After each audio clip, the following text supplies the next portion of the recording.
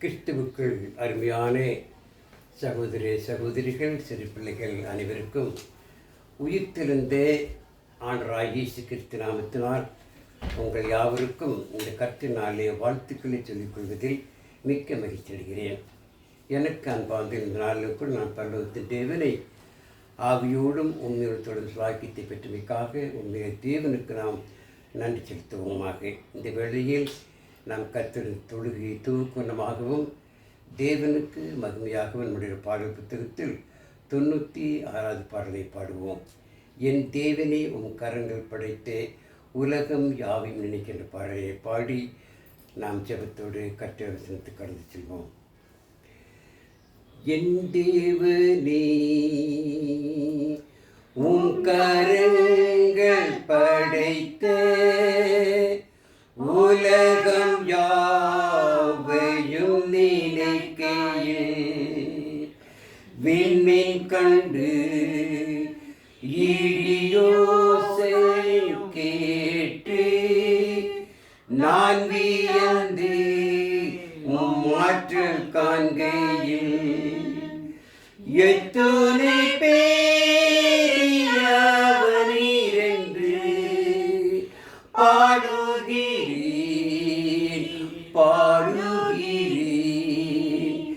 எத்துணை பேரியவனீர் என்று பாடுகிறேன்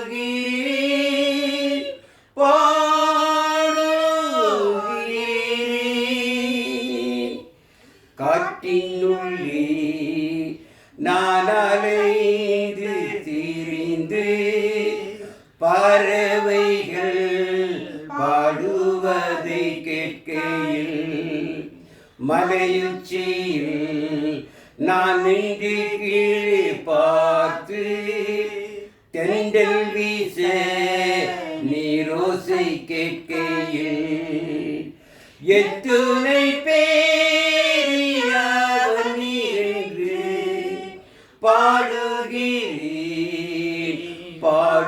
பாடுகிறேன் எத்தனை பேரியவனீர் என்று பாடுகிறேன்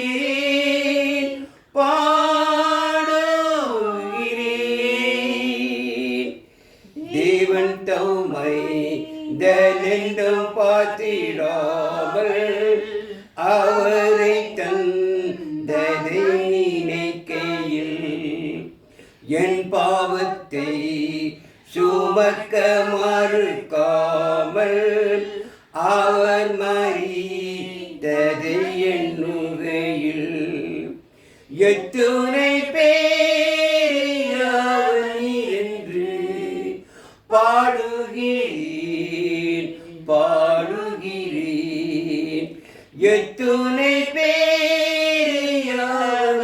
என்று பாடுகிறேன் அப்பெரிப்பாய் ஆண்டவர் மீண்டும் வந்து பாரத்தில் சேர்க்கையில் மகிழ்வேன் நான் அவரை வணங்குவேன் பணிந்து எத்துணை பேரியவனீர் என்பேன் எத்துணை பேரியவனீர் என்று பாடுகிறேன் எத்தனை பேரியவனீர் என்று பாடுகிறேன்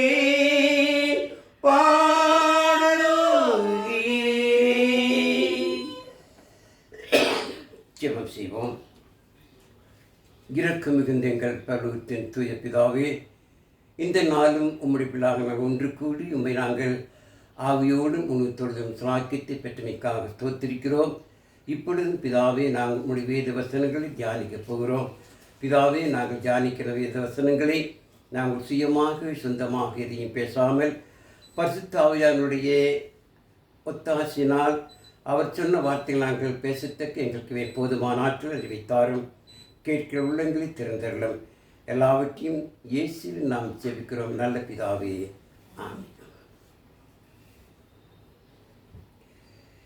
எனக்கு அன்பார்ந்தவர்களே, இந்த நாளும் நம் சிலராக ஒன்று கூடி பரலோகத்தின் தேவனை நாம் தொழுதலும் சிலாக்கிட்டு பெற்றமைக்காக நாம் உண்மையிலே தேவனுக்கு நாம் நன்றி சொல்வோம். உங்களுக்கு இந்த வேளையில் அருமையான வாழ்த்துக்களை சொல்லிக் கொள்வதில் மிக்க மகிழ்ச்சி அடைகிறேன். எனக்கு அன்பார்ந்தவர்களே, இன்றைய நாளில் கூட நாம் தியானிக்கும்படியாக எடுத்துக்கொண்ட வேத பகுதி வெளிப்படுத்திய விசேஷம் 2ஆம் அதிகாரம் முதல் 5 வசனங்கள் என்ன செய்யலாம் இந்த நாளில் வாசிக்க கேட்போம். வெளிப்படுத்திய விசேஷம் 2ஆம் அதிகாரம் முதல் 5 வசனங்கள் வாசிக்க கேட்கலாம். பாருங்கள். எபேசு சபையின் தூதனுக்கு நீ எழுத வேண்டியது என்னவெனில், 7 நட்சத்திரங்களை தம்முடைய வலது கரத்தில் ஏந்தி கொண்டு 7 பொன் குத்து விளக்குகளின் மத்தியில் உலாவிக் கொண்டிருக்கிறவர் சொல்கிறதாவது, உன் கிரியைகளையும் உன் பிரயாசத்தையும் உன் பொறுமையும் நீர் பொல்லாதவர்களை கூடாமல் இருக்கிறதையும் அப்போஸ்தலர் அல்லாதவர்கள் தங்களை அப்போஸ்தலர் என்று சொல்லுகிறது நீ சோதித்து அவர்களை பொய்யர் என்று கண்டறிந்ததையும் நீ சகித்து கொண்டிருக்கிறதையும் பொறுமையாயிருக்கிறதையும் என் நாமத்து நிமித்தம் இலைப்படையாமல் பிரயாசப்பட்டதையும் அறிந்திருக்கிறேன். ஆனாலும் நீ ஆதியில் கொண்டிருந்த அன்பை விட்டாய் என்று உன் பேரில் எனக்கு குறையுண்டு.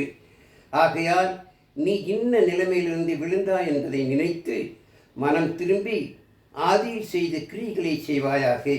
இல்லாவிட்டால் நான் சீக்கிரமாக உன்னிடத்தில் வந்து நீ மனம் திரும்பாத பட்சத்தில் உன் விளக்கு தண்டை அதனிடத்திலிருந்து நீக்கிவிடுவேன் என்பதே. எனக்கு அன்பார்ந்தவர்களே, வாசிக்கப்பட்ட இந்த வேத பகுதி ஆண்டவராகிய இயேசு கிறிஸ்து பத்மு தீவிலே சிறைப்பட்டிருந்த யோவானுக்கு தரிசனமாகி யோவான் மூலமாக ஆசியாவில் இருக்கிறதான கர்த்தருடைய சபைக்கு அவருடைய சபைக்கு என்ன செய்கிறார், இந்த கடிதத்தை இந்த அருமையான வசனங்களை எழுதுகின்றார். எனக்கு அன்பார்ந்தவர்களே, ஆண்டவராகிய இயேசு கிறிஸ்து இரத்தத்தினால் சம்பாதிக்கப்பட்டு அவருடைய ராஜ்யத்தில் இருக்கிறதான பிரஜைகள், அவருடைய மக்கள் எந்த விதத்தினை செய்யலாம், சோர்ந்து தாழ்ந்து போய்விடக்கூடாது. அவர் இன்னும் நாளுக்கு நாள் ஆவிக்குரிய ஜீவியத்தில் வளர்ந்து விட வேண்டும் என்று சொல்லி விரும்பி ஆண்டவராகிய இயேசு கிறிஸ்து யோவானுக்கு தரிசனமாக்கி பத்ம தீவிலே, எனக்கு அந்த பத்ம தீவு அதாவது ஆசியாவிலே அத்தனை பட்டணத்துக்கு பக்கத்தில் ஒரு தனி அறை என்று சொல்லக்கூடிய ஒரு அறை என்பது ஒரு சிறைச்சாலை. அது ஒரு பெரிய பாறை இடுக்கிலே இருக்கக்கூடிய ஒரு சிறைச்சாலை. அதில் யோவான் செய்தார், அங்கு அழைக்கப்பட்டார். அந்த பத்ம தீவிலிருந்து தான் ஆண்டவராகிய இயேசு கிறிஸ்து யோவானுக்கு தரிசனமானார். அதை வாசிக்கலாம் பாருங்கள். அதை வெளிப்படுத்திய விசேஷம் 1ஆம் அதிகாரம் 10-12 வாசிக்கலாம். கர்த்தருடைய நாளில் நான் ஆவிக்குள்ளானேன். அப்பொழுது எனக்கு பின்னாலே எக்கால சத்தம் போன்ற பெரிதான சத்தத்தை கேட்டேன். அது, நான் அல்பாவும் ஒமேகாவும் முந்தினவரும் பிந்தினவருமாயிருக்கிறேன். நீ காண்கிறதை ஒரு புஸ்தகத்தில் எழுதி ஆசியாவில் இருக்கிற எபேசு, சிமிர்னா, பெர்கமு, தேத்திரா, சர்தை, பிலதெல்பியா, லவோதிக்கா என்னும் பட்டணங்களிலே 7 சபைகளுக்கு அனுப்பு என்று விளம்பியது. அதுக்கு மேல் வசனங்களை வாசித்தால் யோவான் எங்கிருந்தார் என்பதை குறித்து பார்க்கலாம். பாருங்கள்.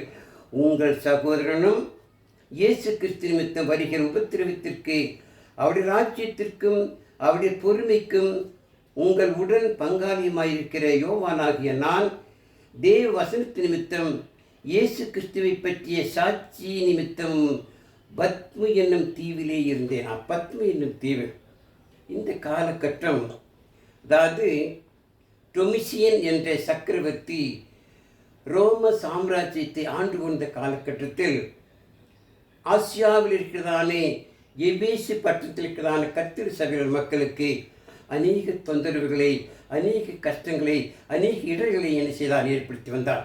அந்த சமயத்தில் தான் ஆண்டவராகிய இயேசு கிறிஸ்து பத்மு தீவிலே யோவான் மூலமாக இதை எழுதுகின்றார். பாருங்கள். எபேசு சபையில் இருக்கிற மக்கள் உண்மையிலேயே தேவனை பற்றி நன்கு அறிந்த மக்கள், தேவனை பற்றி அறிந்து தெரிந்து புத்தியுள்ள மக்களாக இருந்தார்கள். ஆகவேதான் யோவான் மூலமாக எழுதும் பொழுது பாருங்கள், உன் கிரியைகளையும் உன் பிரயாசத்தையும் உன் பொறுமையும் நீ பொல்லாதவர்களை சகிக்கக்கூடாமல் இருக்கிறதையும் அப்போஸ்தலர் அல்லாதவர்கள் தங்களை அப்போஸ்தலர் என்று சொல்லிக்கிறது நீ சோதித்து அவர்களை பொய்யர் என்று கண்டறிந்ததையும் நீ சகித்து கொண்டிருக்கிறதையும் பொறுமையாயிருக்கிறதையும் நான் என் நாமத்தின் நிமித்தம் இலைப்படையாமல் பிரயாசப்பட்டதையும் அறிந்திருக்கிறேனாம். அந்த சபை குறித்து ஆண்டவராகிய இயேசு கிறிஸ்து நன்கு அறிந்திருந்தார். அந்த சபை மக்கள் உண்மையிலேயே ஓரளவுக்கு தேவ வசனத்தை அறிந்தவர்கள், கேட்டவர்கள். அநேக பாடுகள் மத்தியிலே, அநேக கஷ்டத்தின் மத்தியிலே நினைக்கிறார்கள், தேவனுக்கு பிரியமான கிரியை செய்தவராக இருந்தார்கள், சத்தியத்தை அறிந்த மக்களாக இருந்தார்கள். பொல்லாதவர்கள் இருந்த பொழுது கூட இந்த பொல்லாத மக்களை சகித்து கொண்டிருந்தார்கள். அமரிமாரிலே நீங்களும் நானும் இந்த உலகத்திலே இன்றைக்கு ஆண்டவராகிய இயேசு கிறிஸ்து ராஜ்யமான சபையில் அங்கமாயிருப்பது எவ்வளவு பெரிய கிருபை பாருங்கள். இந்த அகில உலகமும் ஆண்டவராகிய இயேசு கிறிஸ்து ஒரே சபையைத்தான் வேதாந்தத்தில் நாம் பார்க்க முடியும் பாருங்கள். ஆனால் கிபி 325க்கு பிறகு சபையிலே சரியான ஆட்கள் இல்லாத காரணத்தினால், அப்போஸ்தலர்கள் மரித்து போன காரணத்தினாலே சபையானது பிளவுபட்டது. சபை இருண்ட காலமாக மாறினது. அப்பொழுதுதான் பல பிரிவினைகள் உருவாக காரணமாகிவிட்டது பாருங்கள். ஆனால் முதல் நூற்றாண்டிலே சபை பலப்பட வேண்டும், சபையார்கள் வளர்ந்து வர வேண்டும் என்று சொல்லி அப்போஸ்தலர்கள் நினைத்தார்கள். அவ்வப்பொழுது அந்த சபையாருக்கு நினைத்தார்கள், நிருபங்களை எழுதி உற்சாகப்படுத்தினார்கள். கிபி 33ஆம் வருடத்திலே பெந்தேகோஸ்து நாளன்று பேதுருவின் முதல் பிரசங்கத்தின் மூலமாக 3000 பிரச்சனையோடு கூட ஆரம்பிக்கப்பட்ட சபை நாளுக்கு நாள் வளர்ந்து ரோம நாட்டில் உருவானது. அதே போல கொரிந்து பட்டணத்தில் உருவானது, கலாத்தியா பட்டணத்திலே, எபேசு பட்டணத்திலே, இன்னும் பிலிப்பி பட்டணத்திலே, கொலேசியா பட்டணத்திலே, தெசலோனிக்கா பட்டணத்தில் உருவாகி சபை நாளுக்கு நாள் வளர்ந்து வந்து கிபி 83ஆவது வருடத்திலே ஆசியா கண்டத்தில், ஆசியாவில் இருக்குதானே எபேசு சபை மக்களுக்கு இந்த கடிதத்தை, இந்த நிருபத்தை, இந்த அருமையான வசனங்களை செய்தார் ஆண்டவராகிய இயேசு கிறிஸ்து யோவான் மூலமாக எழுதுகிறார். அந்த எபேசு மக்கள் சத்தியத்தை அறிந்தவர்கள், தெரிந்தவர்கள், தேவனுக்கு பயந்து வாழ்ந்தவர்கள். அவர்கள் பொல்லாதவர்களை சகித்தலாகிறார்கள் பாருங்கள். சபையில் இன்றைக்கு கூட என்ன செய்கிறார்கள், நாம் எல்லாரும் கிறிஸ்துவுக்குள் பிறந்திருக்கிறோம், தேவனை பெற்று அறிந்திருக்கிறோம், ஆண்டவராகிய இயேசு கிறிஸ்து சட்டத்தின் கிறிஸ்துவுக்குள் வளர்ந்து வருகிறோம். ஆனாலும் கூட நமக்குள்ளே பொல்லாதவர்கள் இருக்கத்தான் செய்கிறார்கள். இதை குறித்து எபிரேயர் சொல்வது பாருங்கள். எபிரேயர் 3ஆம் அதிகாரம் 12ஆம் வசனத்தை வாசிக்கும் பொழுது, சகோதரரே, ஜீவனுள்ள தேவனை விட்டு விலகுவதற்கு எதுவானே அவிசுவாசமுள்ள பொல்லாத இருதயம் உங்களில் ஒருவனுக்குள்ளும் இராதபடிக்கு நீங்கள் எச்சரிக்கையார்களாம். உண்மையை நான் பாருங்கள், பொல்லாத இருதயம், அவிசுவாசமுள்ள இருதயம் உள்ள மக்கள் நமக்கு இப்பொழுதும் இருக்கத்தான் செய்கிறார்கள். உண்மைதான். அதாவது நாம் வயலிலே அல்லது ஏதோ ஒரு நமக்கு இருக்கிற சொந்த நிலத்தில் என்ன செய்கிறோம், பயிர் விளைவிக்கிறோம். அதாவது விதை விதைத்து அந்த பயிர் வளர்ந்து வருகிறது. நாம் நினைக்கிறோம் நாம் விதைக்கிற விதை தான் பயிராக வருகிறது. ஆனால் அந்த பயிரோடு கூட கலைகளும் வளர்ந்து வருகிறது பாருங்கள். அதே போலதான் சபையிலே சுவிசேஷத்தை கேட்டு கிறிஸ்துவுக்கு பிறந்த மக்களுக்குள்ளே அந்த பொல்லாத இறுதியும் உள்ள மக்கள் இருக்கத்தான் செய்கிறார்கள். அதுமாதிரி நமக்குள் நம்ம பிரிப்பார்கள், பிரியாதபடி ஒவ்வொரு எச்சரிக்கையை இருக்கிறதான் பவுல் இந்த எபிரேயர் கூறுகிறார். பொல்லாத இருதயம் உங்களில் ஒருவனுக்கும் இராதபடிக்கு நீங்கள் எச்சரிக்கையாக, நாம் எச்சரிக்கையாக இருக்க வேண்டும். அந்த எபேசு பட்டண எபேசு சபை மக்கள், அந்த பொல்லாத மக்கள் இருக்கும் பொழுது அதை சகித்து கொண்டார். அவர்களுக்கு சத்தியத்தை சொல்லியிருப்பார்கள். அதனால நீங்கள் நானும் அப்படிப்பட்ட மக்களாக எச்சரிக்கையாக இருக்க வேண்டும். யாராவது ஆண்டவராகிய இயேசு கிறிஸ்துவின் சுவிசேஷத்துக்கு, தேவனுடைய வசனத்திற்கு தவறாக இருப்பார்கள் சொன்னால் அவர்களை கண்டித்து அவர்கள் சத்தியத்தை சொல்ல வேண்டும் என்றால் தேவன் அப்படிப்பட்ட பொறுப்பை நமக்கு தந்திருக்கிறார். அதே போல அப்போஸ்தலர் என்று சொல்லி அநேக இன்றைக்கு உலகத்தில் எத்துகிறார்கள். இன்றைக்கு பாருங்கள், எத்தனையோ பிரிவினை கூட்டத்திலே நான் அப்போஸ்தலர் என்று சொல்லி அப்போஸ்தலருக்கு என்று தகுதி உண்டு பாருங்கள். ஆண்டவராகிய இயேசு கிறிஸ்து அப்போஸ்தலரை தெரிவு செய்தார். மத்தேயு 10ஆம் அதிகாரத்தில் திருப்பி பார்க்கும் பொழுது பாருங்கள்,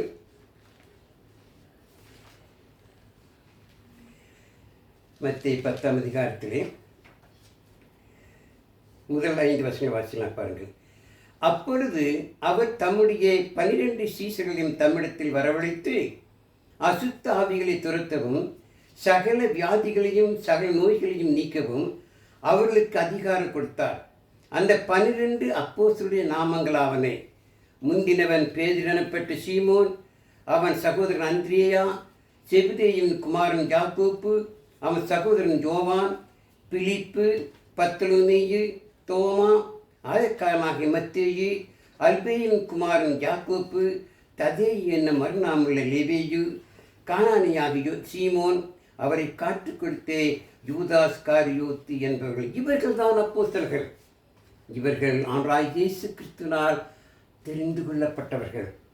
அவர்கள் முன்பு இயேசுவை பின்பற்றி நமக்காக இருந்த சீடர்களாக இருந்தார்கள்.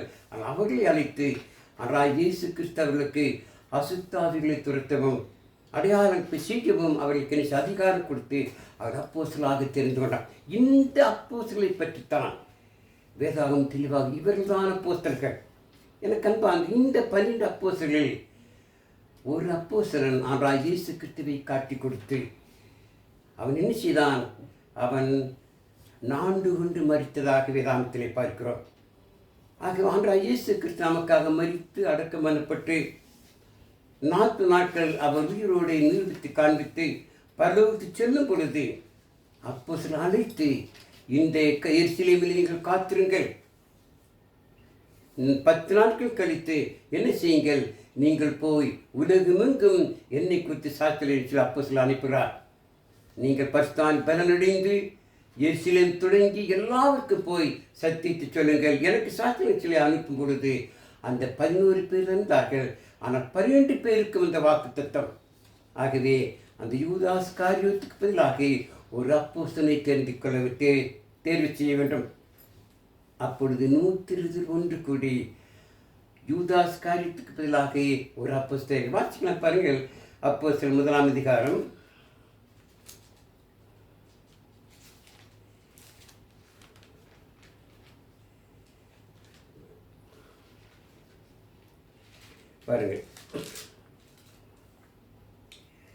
20-23 வரை வாசிக்கலாம். சங்கீத புஸ்தகத்திலே அவனுடைய வாசஸ்தலம் பாலாக கடவுது, ஒருவனும் அதில் வாசம் பண்ணாதிருப்பானாக என்றும் அவனுடைய கண்காணிப்பை வேறொருவன் பெறக்கடவன் என்றும் எழுதியிருக்கிறது. ஆதலால் யோவான் ஸ்நானம் கொடுத்த நாள் முதற்கொண்டு கர்த்தராகிய இயேசுவானவர் நம்மிடத்திலிருந்து உயிர் எடுத்துக்கொள்ளப்பட்ட நாள் வரைக்கும் அவர் நம்மிடத்தில் சந்தித்திருந்த காலங்களெல்லாம் எங்களுடனே கூட இருந்த மனுஷர்கள் ஒருவன் அவர் உயிரோடுவதை குறித்து எங்களுடனே கூட சாட்சியாக ஏற்படுத்த தகுதி. ஆண்டவராகிய இயேசு கிறிஸ்து யோவான் ஸ்நானகம் மூலமாக நான் எடுத்த அந்த நாள் இருந்து அவர் செய்த அடையாளத்தை கண்ணார கண்டவர், அவர் பாடுகளை பார்த்தவர், அவர் சிலுவை சுமந்ததை பார்த்தவர், அவர் மரித்ததை உயிரோடு எழுந்ததை பார்த்தவர்கள் தான் அப்போஸ்தலருக்கு தகுதி. அப்படிப்பட்ட ஒருவனை தேர்ந்தெடுக்கிறார்கள். அப்படிப்பட்ட ஒருவனை தேர்ந்தெடுக்கும் பொழுது 2 பேரை பாருங்கள். 29ஆம் வசனத்திலே, அப்பொழுது அவர்கள் யுஸ்தி என்னும் மறுநாமுள்ள பர்சபா எனப்பட்ட யோசேப்பும் மத்தியாவும் ஆகிய 2 பேரையும் நிறுத்தி, எல்லா இருதயங்களையும் அறிந்திருக்கிற கர்த்தாவே, யூதாஸ் என்னும் பேவன் தனக்குரிய இடத்துக்கு போகும்படி இழந்து போன இந்த ஊழியத்திலும் இந்த அப்போஸ்தலர் பட்டத்தில் பங்கு பெறுவதற்காக 2 பேரில் தேவரை தெரிந்து கொண்டவன் எங்களுக்கு காண்பித்தலும் ஜெபம் பண்ணி பின்பு அவர்களை குறித்து சீட்டு போட்டார்கள். சீட்டு மத்தியாவின் பேருக்கு விழுந்தது. அப்பொழுது அவன் 11 அப்போஸ்தலர்களுடன் கூட சேர்த்து கொள்ளப்பட்ட ஆமரிமாடே. மத்தியா யூதாஸுக்கு பதிலாக தேர்வு செய்யப்பட்டான். ஆக 12 அப்போஸ்தலர்கள் 11 அப்போஸ்தலர்கள் கூட மத்தியாவும் சேர்ந்து 12 இதுதான் அப்போஸ்தலர்களுடைய தகுதி. எல்லாரும் அப்போஸ்தலர்கள். இதைத்தான் எபேசு சபையிலே அவர்கள் சத்தியத்தை சொல்லி தவறான கருத்துக்களை அவர்களுக்கு போதிக்கக்கூடாதுன்னு சொல்லி என்ன செய்தார்? நீ பொய் என்று சொல்லி பொய் என்று நிரூபித்து காட்டினார்கள். இன்றைக்கு அனைவரும் அப்படித்தான். நானும் அப்போஸ்தலன் சொல்லக்கூடியதற்கு தகுதி வேண்டும். இந்த 12 பேர் தான் அப்போஸ்தலர்கள். வேறு அப்போஸ்தலர் யாருமே கிடையாது. இது நன்கு புரிந்து கொள்ள வேண்டும். தேவனுடைய வார்த்தை தெளிவாக போதிக்கிறது அப்போஸ்தலர் யார் என்பதை குறித்து. அந்த குலைகள் அநேக செய்கிறார்கள். தங்களை அப்போஸ்தலர் சொல்லி தவறான கருத்துக்களை மக்கள் மத்தியிலே போதிக்கிறதை வாசிக்கலாம் பாருங்கள். 2 கொரிந்தியர் 11ஆம் அதிகாரம் 12லிருந்து 15 வரை வாசிக்கலாம் பாருங்கள்.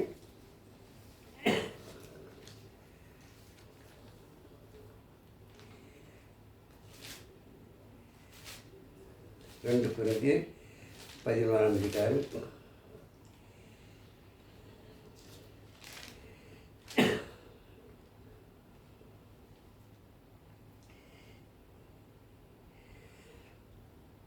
மேலும் எங்களை விரோதிக்க சமயம் தேடிகளுக்கு சமயம் கிடையாதபடிக்கு தங்களை குறித்து மேன்மை பாராட்டிய காரியத்தில் அவர்கள் எங்களைப் போல காணப்படும்படி நான் செய்வதையே இன்னும் செய்வேன்.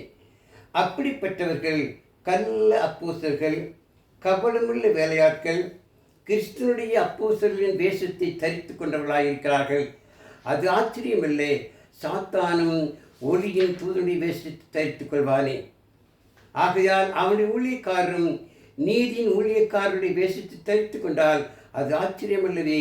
அவர்கள் முடிவு அவர்கள் கிரிக்கத்தக்கதாக இருக்கலாம். மரிமாடி இதுதான் இபிசி சபையில் மக்கள் போதித்திருப்பார்கள். ஆகவே எல்லாரும் அப்போஸ்தலர் அல்ல, அப்போஸ்தலருக்கு தகுதி. ஆகவே தான் ஆனால் இயேசு கிறிஸ்து யோவான் மூலமாக இருந்த பொழுது நீங்கள் அப்போஸ்தலர் அல்லாதவர்களை கண்டுபிடித்து அது பொய் என்று கண்டறிந்ததை குறித்து நான் சந்தோஷப்படுகிறேன்.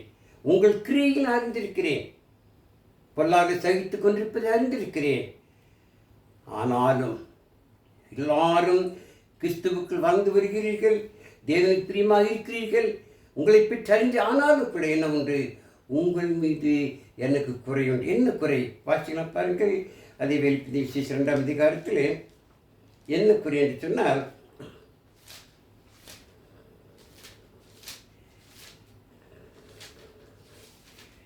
பாருங்கள் 4ஆம் வசனத்தில் வெளிப்படுத்தின 2:4. ஆனாலும் நீ ஆதியில் கொண்டிருந்த அன்பை விட்டாய் என்று உன் பேரில் எனக்கு குறையுண்டு. ஆம், கிறிஸ்துவுக்குள் பிறந்த பொழுது, தேவ பிள்ளையாய் மாற்றப்பட்ட பொழுது நீ என் மீது எவ்வளவு அன்புள்ளாய் இருந்தீர்களோ அதே அன்பை இன்றைக்கு உங்களோடு இருக்க வேண்டும். அப்படி இல்லையே, நீங்கள் அந்த அன்பிலிருந்து தனிந்து எத்தனை பேரின் தொழிலத்திலே பாருங்கள்.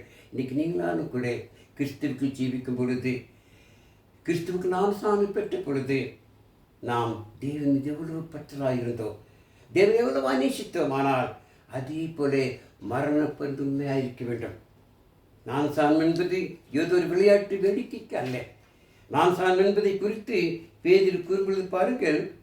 1 பேதிரு 3ஆம் அதிகாரத்தில் வாசிக்கலாம். 1 பேதிரு 3ஆம் அதிகாரம் 21ஆம் வசனம். அதற்கு ஒப்பனையான நாசானமானது மாம்ச அழுக்கை நீக்குதலாயிராமல் தேவனை பற்றும் நன்மனசாட்சி உடன்படிக்கையாய் இருந்து இப்பொழுது நம்மையும் இயேசு கிறிஸ்துவின் உயிர்த்தெழுதலால் ரட்சிக்கிறது. ஆம், நாம் நாசானை பெற்ற பொழுது நல் மனசாட்சி உடன்படிக்கையாய் நான் இன்று முதல் கிறிஸ்துவுக்குள்ளாக ஜீவிப்பேன், இன்று முதல் இயேசு கிறிஸ்துவின் உபதேச சட்டத்தின்படி தான் நடப்பேன் என்று சொல்லி நாம் நல் மனசாட்சியோட உடன்படிக்கை, அந்த உடன்படிக்கை கூடாது. நாம் இதுதான் ஆதியிலே வைத்த அன்பு. இந்த அன்பை மரண பரியந்தம் பாதுகாக்க வேண்டும். ஆகவே எபேசு பட்டணத்திலே இருக்கிற மக்கள், நீங்கள் ஆரம்பத்தில் கொண்ட அன்பு இப்பொழுது இல்லையே என்று சொல்லி அவர் வருத்தத்தோடு கூறுகிறார். அது ஒரு பெரிய குறியாக கூறுகிறார். நீங்கள் நானும் கூட அப்படிப்பட்ட மக்களாக இருக்கக்கூடாது. ஆரம்பத்தில் எப்படி தேவன் மீது பற்றலாக இருந்தோமோ, ஆரம்பத்தில் எப்படி தேவன் மீது விசுவாசம், அதே போல நீங்கள் நானும் மரண பரியந்தமும் விசுவாசங்களாக இருக்க வேண்டுமா? இப்போ இதை ஆசிரியர் கூறும்பொழுது பாருங்கள். எபிரேயர் 3ஆம் அதிகாரத்தில் நாம் அதை தொடர்ந்து வாசிக்கலாம். பாருங்கள், எபிரேயர் 3:14.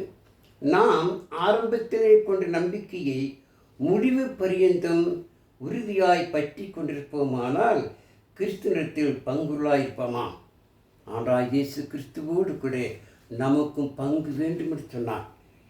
ஆரம்பத்தில் எப்படி தேவன் மீது, ஆண்டவராகிய இயேசு கிறிஸ்து மீது நம்பிக்கை வைத்தோம், அந்த நம்பிக்கையை மரண பரிந்து மனுஷனமாம் நாம் வைக்க வேண்டும். இந்த உலகத்தில் கூட திருமணம் என்ற அந்த திருமண பதிவிலே கணவன் மனைவியும் இணைந்து திருமணத்தில் ஒன்றாகும் பொழுது அப்பொழுது பதிவு செய்கிறவர் அந்த மாப்பிள்ளையோடும் பெண்ணோடும் கேட்பார், இன்று முதல் இந்த சகோதரனை அல்லது இந்த சகோதரியை நீ உன் கணவனாக உன் மனைவியாக ஏற்றுக்கொண்டு மரண பரியந்தமும் நீ உயிரோடு இருக்கும் காலம் வரையும் உண்மையாயிருப்பாயா? ஆம் இருப்பேன் இருவரும் சொல்வார்கள். துன்பத்திலும் இன்பத்திலும் உயர்விலும் தாழ்விலும் நான் மரணம் பிரிய வரை நான் கணவனாக நான் இவருக்கு மனைவியாக இருப்பேன் என்று சொல்லி அந்த உறுதி, இது உடன்படிக்கை, இது மரண பரிந்தமும் காக்க. அதுதான் அதே போலதான் நீங்கள் நாம் சந்திக்கும் பொழுது நல் மனசாட்சியின் உடன்படிக்கை செய்திருக்கிறோம். அந்த உடன்படிக்கையை மரண பரிந்தும் அதைத்தான் எபிசி அந்த சபையில் இருக்கிற மக்களுக்கு ஆண்டவராகிய இயேசு சொல்கிறார், நீங்கள் ஆதியிலே கொண்டு தன்மை செய்தீர்கள், நீங்கள் விட்டீர்கள், நீங்கள் மறுபடியும் செய்யுங்கள், மனம் திரும்பி முன்பு போல எப்பொழுது நேசித்தீர்களோ எப்பொழுது என்மேல் விசுவாசம் அதே போல நீங்கள் மரண பரிந்து என்ன செய்யணுமா? விசுவாசமாக இருக்க வேண்டும். பாருங்கள், தொடர்ந்து நாம் அந்த வசனத்தை வாசிக்கலாம். பாருங்கள்,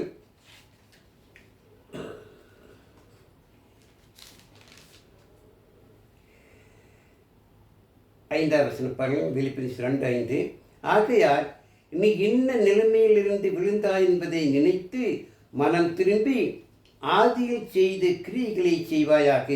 இல்லாவிட்டால் நான் சீக்கிரம் அவனிடத்தில் வந்து நீ மனம் திரும்பாத பட்சத்தில் உன் விளக்கு தண்டை அதனிடத்தென்று நீக்கிவிடாம். உண்மையிலே பாருங்கள், நாம் ஆரம்பத்திலே கொண்ட அந்த அன்பை, ஆரம்பத்தில் எப்படி தேவன் மீது கிறிஸ்து மீது நாம் எப்படி அன்பு செலுத்தினோம் அதே போல நாம் தொடர்ந்து அவருக்குள்ளாக அன்பு செலுத்த வேண்டும். இது ஒரு பெரிய குறையாக ஆண்டவர் எழுதுகின்றார். அந்த குறை நீங்கி என்ன செய்வீர்கள்? நீங்கள் மனம் திரும்புங்கள். ஆரம்பத்திலே பின் அதே போல நீங்கள் தேவனுக்கு பிரியமாக செய்வீங்கள். இல்லை என்றால் நான் வந்து உங்களை நியாயம் தீர்ப்பேன். நிச்சயமாக அறிவார்களே, ஏற்கனவே பார்த்தோம். ஆரம்பத்தில் கொண்ட நம்பிக்கை முடிவை பிறந்திருந்தால்தான் நாம் ஆண்டவராகிய இயேசு கிறிஸ்து கூட பங்குள்ள மக்களாக இருப்போம். இன்றைக்கு இயேசு கிறிஸ்து பரலோகத்தில் தேவன் வலது பாகத்தில் வச்சிருக்கிறார். ஆண்டவராகிய இயேசு கிறிஸ்து தேவனுக்கு பிரியமாக இருந்ததனால், தேவனை நேசித்ததனால், தேவன் இயேசு கிறிஸ்துவை இந்த உலகத்திலே அவரை உயர்த்தினார். எல்லா நாமும் அவரை கர்த்தர் சொல்லக்கூடிய அளவில் அவருக்கு எல்லா நாமத்துக்கு உயர்த்த. அதே போல அந்த பங்கு நமக்கு கிடைக்க வேண்டும் சொன்னார். அறிமா, நீங்கள் நானும் ஆரம்பத்திலே வைத்த அந்த அன்பை முடிவு பரிந்தும் பாதுகாத்துக் கொள்ள வேண்டும்.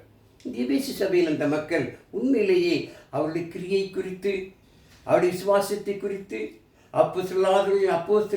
அப்போஸ்தலர்கள் தவறாக சொல்கிறவர்களை கண்டித்து, நீங்கள் பேசுவதை குறித்து, அவர்கள் பகிரண்டு கண்டதை குறித்து நான் மகிழ்ச்சி அடைகிறேன், சந்தோஷப்படுகிறேன். உங்கள் கிரியில் அறிந்திருக்கிறேன், பல்லாறு சகித்துக் கொண்டிருக்கிற அறிந்திருக்கிறேன். ஆனால் ஒரு குறை, என்ன குறை? நீங்கள் ஆரம்பத்தில் என் மேல் வைத்த அந்த விசுவாசம் இப்பொழுது உங்களுக்கு இல்லை. அதில் நீங்கள் என்ன செய்யுங்கள்? மனம் திரும்பாமறிமாறி நீங்கள் நானும் கூட கிறிஸ்துவுக்குள் பிறந்த பொழுது, நான் சாணம் பெற்ற பொழுது, இங்கே நல்ல மனசாட்சி நான் சாணம் அதே போல நாம் அவருக்கு நிலைத்து நிற்க வேண்டும். மரண பரிந்துண்மையாக இருக்கணும். அப்பொழுதுதான் அந்த பரலோக பாக்கியத்தை பெற்றுக்கொள்ள முடியும். வாரம் வந்து கர்த்தரிடத்தில் பங்கு பெற்றுக்கொண்டு நாம் நல்ல பாடலை பாடி ஜெபித்து தேவ வசனத்தை கேட்டு கர்த்தரிடத்தில் பங்கு பெற்று அவருக்கு கொடுத்து அதோடு போதாது. நாம் நம்முடைய வாழ்க்கையிலே அநேக மக்களுக்கு ஒரு முன்மாதிரியான வாழ்க்கை வாழ வேண்டும். நாம் தேவனது பற்றுகளாக இருக்க வேண்டும். அப்பொழுதுதான் தேவனதை கவனித்து ஆவியார் நமக்கு செய்வார், பரலோகத்திலே சாட்சிவார். அப்படிப்பட்ட சாட்சி பெற்ற மக்களாக வாழ்ந்தால்தான் நாம் ஆண்டுடைய வருகையிலே அந்த ஜீவை கிடைத்து பெற்றுக்கொள்ள முடியும். இல்லை என்று சொன்னால் தேவன் நம்மை செய்வார், நம்மை விட்டு விலகி விடுவார், நம்மை தள்ளி விடுவார். பாருங்கள், வேதத்தில் வாசிக்கும் பொழுது யோவான் 12ஆம் அதிகாரம் 48ஆம் வசனத்திலே, என்னை தள்ளி என் வார்த்தைகளை ஏற்றுக்கொள்ளாதவனை நியாயம் தீர்க்க கொண்டிருக்கிறது, நான் சொல்லிய வசனமே அவனை கடைசி நாளில் நியாயம் தீர்க்குமாம். ஆமாம், நிச்சயமாக ஆண்டவராகிய இயேசு கிறிஸ்து நம்ம என்ன செய்வார்? வரும் நாட்களிலே நியாயம் தீர்க்க போகிறார். அந்த நியாய தீர்ப்பிலே நாம் காப்பாற்றப்பட வேண்டும் என்று சொன்னார். நீங்கள் நானும் தேவனுக்கு பிரியமாக மரண பரியந்து என்ன செய்யணுமாம்? அவருக்கு பிரியமாக உண்மையாக இருக்க வேண்டும். அதைத்தான் எபேசு சபைக்குள்ளே அப்படி இல்லாமல் போனால், நீங்கள் மனம் திரும்பாத பட்சத்தில் நான் உங்களுக்கு அந்த விளக்கு தண்டை சொன்னால், அந்த தேவனுக்கு நமக்கு இருக்கிற அந்த உறவை, என்ன செய்வார்? அவர் எடுத்து போடுவார். நாம் ஞாயிந்திருக்கப்படுவோம். அதைத்தான் அப்போஸ்தலர் 17ஆம் அதிகாரத்தில் வச்சுக்கிற பாருங்கள். அப்போஸ்தலர் 17:30-31 அறியாமையுள்ள காலங்களை தேவன் காணாதவர் போல் இருந்தார். இப்பொழுது மனம் திரும்ப வேண்டும் என்று எங்குமுள்ள மனுஷர் எல்லாருக்கும் கட்டளையிடுகிறார். மேலும் ஒரு நாளை குறித்திருக்கிறார். அதிலே அவர் தான் நியமித்த மனுஷனை கொண்டு பூலோகத்தை நீதியாய் நியாய்ந்திருப்பார். அந்த மனுஷனை மரித்தொழுந்து எழுப்பதினாலே அது நிச்சயத்தை எல்லாருக்கும் விலகு பிராமரியமாகலே. நிச்சயமாக நாம் மனம் திரும்பினால் மாத்திரமே நாம் காப்பாற்றப்படுவோம். இல்லை என்றால் ஆண்டவராகிய இயேசு கிறிஸ்து மூலமாக நாம் நியாய்ந்திருக்கப்படுமாகவே அறிவார்களே. இது நமக்கு ஒரு அறிவுரையாக, ஒரு ஆலோசனையாக, முதல் நூற்றாண்டு கிறிஸ்து சபையாரை உற்சாகப்படுத்தும்படியாக ஆண்டவராகிய இயேசு கிறிஸ்து பத்மி தீவிலே இருந்த யோவானுக்கு மூலமாக எபேசு மக்களுக்கு அனுப்பின அந்த அருமையான வசனங்கள் நமக்கும் பொருந்து பாருங்கள். நாமும் கூட ஆவிக்குரிய ஜீவித்தில் வாழ்ந்து வர வேண்டும். மற்ற சத்தியத்தை சொல்லக்கூடிய அளவிலே சத்தியத்தை அறிந்து கொள்ள வேண்டும். சத்தியத்தை படிக்க வேண்டும். தவறான போதங்களை, தவறான கருத்துக்கள் சொல்லிக்கிற மக்களுக்கு சத்தியத்தை சொல்லக்கூடிய அளவுக்கு நீங்கள் நானும் அறிவு பெற்ற மக்களாக இருக்க அது என்ன செய்ய வேண்டும்? அதற்கு வேத வசனங்களை ஆராய்ந்து பார்க்க வேண்டும். அப்போஸ்தலர் 17ஆம் அதிகாரம் 14ஆம் வசனத்தை வாசிக்கும் பொழுது அந்த பெரிய பட்டணத்தார்கள் அனுதினமும் என்ன செய்வார்களாம்? கர்த்தருடைய வசனத்தை ஆர்வமாய் வாசிப்பார்களாம். ஆர்வத்தோடு வாசித்து, மனோவாஞ்சியாய் வாசித்து, காரியை பிடிக்கிறதா என்று சொல்லி தெரிந்து கொண்டு தெசலோனிக்கேயருக்கு சபையாரை காற்றும் நற்குணசாலி இருந்தார்கள் ஆமரிமார்களே. அவர்களைப் போல நீங்கள் நானும் வேத வசனங்களை ஆராய்ந்து படிக்க வேண்டும். வேத வசனத்தை அறிந்து கொள்ள வேண்டும். அப்பொழுதுதான் எபேசு சபையில மக்கள் அப்போஸ்தலர் மக்களை, தவறான கருத்துக்களை சொல்லக்கூடிய மக்களை பொய்யரென்று கண்டுபிடித்தது போல நாமும் கூட அப்படிப்பட்ட சத்தியத்தை மற்றவர்கள் சொல்ல வேண்டும். ஆமரிமாலே தெளிவாற்றவர்கள் தெளிவாய் போதிக்கிறது. யோவான் 5ஆம் அதிகாரம் 39ஆம் வசனத்தை வாசித்தார். வேத வாக்கியங்களை ஆராய்ந்து பாருங்கள் என்றால் அவைகளில் தான் நான் கர்த்தர் என்றும் என் மூலமாக நித்திய ஜீவனை பெற்றுக்கொள்ள முடியும் என்று நீங்கள் அறிந்திருக்கிறீர்கள் என்று சொல்லப்படி ஆமரிமாலே வேத வசனங்களை ஆராய்ந்து பார்க்க வேண்டும். எபேசு சபை மக்களுக்கு ஆண்டவராகிய இயேசு கிறிஸ்து யோவான் மூலமாக சொல்லும் பொழுது அந்த எபேசியனுக்கு தான் அந்த கர்த்தருடைய பிள்ளைகளை உற்சாகப்படுத்தி எழுதுகின்றார். ஆபரிமாலே அந்த சபையைப் போல நாமும் கூட ஆவிக்குரிய ஜீவித்திலே வளர்ந்து வர வேண்டும். இன்னும் சத்தியத்தை தெரிந்து மற்ற மக்களுக்கு சொல்ல வேண்டும். அதற்காக தேவன் நம்மை அழைத்தார். ஆகவே நாமும் கூட நமது கிரியைகள், நம்முடைய செயல்கள் நாம் தேவனுக்கு பிரியமானது இருக்க வேண்டும். அப்படி இருந்தால்தான் அந்த பரலோக பாக்கியத்தை பெற்றவில்லை என்றால் தேவன் என்ன செய்வார்? நியாயத்தீர்ப்பிலே அவருடைய பங்கை என்ன செய்வார்? எடுத்து போடுறார். அவருக்கு நாம் நிலைத்திருக்க முடியாது. ஆகவே இந்த அருமையான வேளையிலே இப்படிப்பட்ட ஒரு சத்தியத்தை ஆராய்ந்து பார்க்கத்தக்க தேவன் கொடுத்த இந்த கிருபிக்காக நாம் தேவன் செல்வோம். தேவன் தமது வசனங்களையும் கேட்டுள்ளனர் ஆசிரிப்பார். இதை கேட்டு நீங்களும் கூட மற்றவர்கள் கேட்கும்படியாக, மற்ற அறிந்து கொள்ளும்படி என்ன செய்யுங்கள்? சப்ஸ்கிரைப் பண்ணுங்கள், லைக் பண்ணுங்கள். ஜெபம் செய்வோம். இரக்கம் இருந்த எங்கள் பரலோக பிதாவே, உன்னதத்தில் வாசம் செய்கிறவர் இந்த நாளில் கூட உமது வசனங்களை ஆராய்ந்து பார்க்க கொடுத்த மேலான கிருபிக்காக ஸ்தோத்திரிக்கிறோம். கூடியிருக்கிற நாங்களும் கூட இதோ பத்ம தீவிலே யோவானுக்கு உமது குமாரன் மூலமாக எபேசு மக்களுக்கு எழுதின அந்த அருமையான வசனங்கள், அந்த வார்த்தைகள் எங்களுக்கு அது மிக பிரயோஜனம் இருப்பதற்கு ஸ்தோத்திரிக்கிறோம். ஆகவே தற்போது நாங்களும் கூட சத்தியத்தின் அறிந்த மக்களாக மற்ற சத்திய சொல்லக்கூடாது எங்கள் இடத்தினை பயன்படுத்தும். தொடர்ந்து காத்துக்கொள்ள பலப்படுத்தும். எல்லாருடைய பாவ குற்றதயமாக மன்னியும்.